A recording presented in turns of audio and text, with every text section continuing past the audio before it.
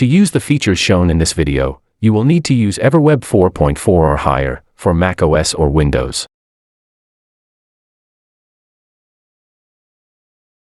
In this video, we will create a sticky social media button bar that always remains visible when your visitor scrolls the page. Social media icons are often grouped together in a vertical bar and pinned to the side of the page. This makes them always available to your visitor as they scroll the page.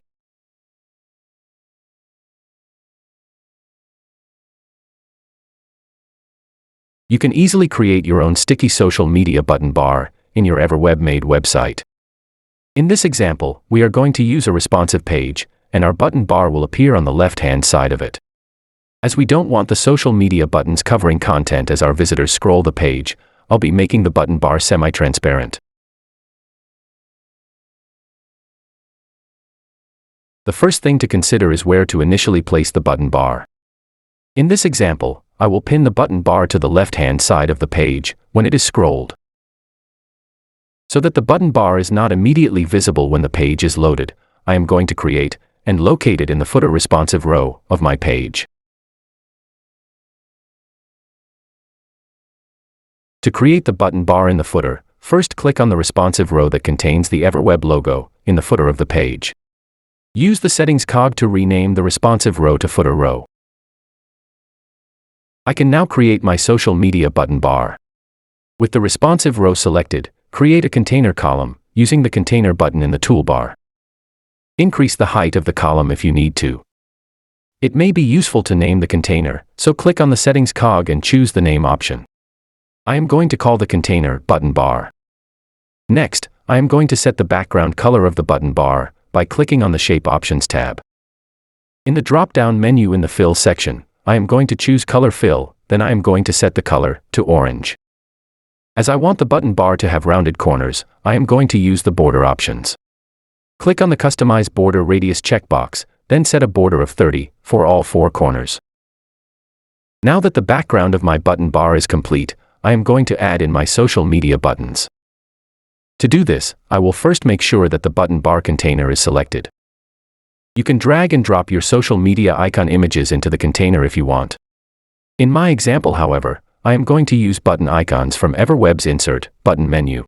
For example, email, Facebook, and X. After adding a social media icon, reselect the button bar container before adding the next icon.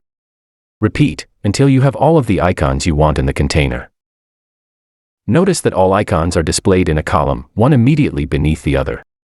To add spacing between the icons, select all of the icons, then go to the Metrics Inspector. In the Margins and Padding section, set a top and bottom margin of 5. In my example, I am also going to reduce the size of my icon images. As all of the icons are 64 pixels by 64 pixels, I can select them all at once, then reduce them to 40 by 40.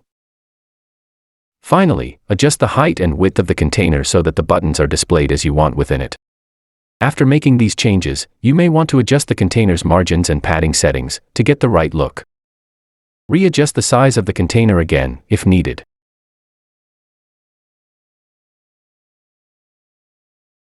Our work is almost complete.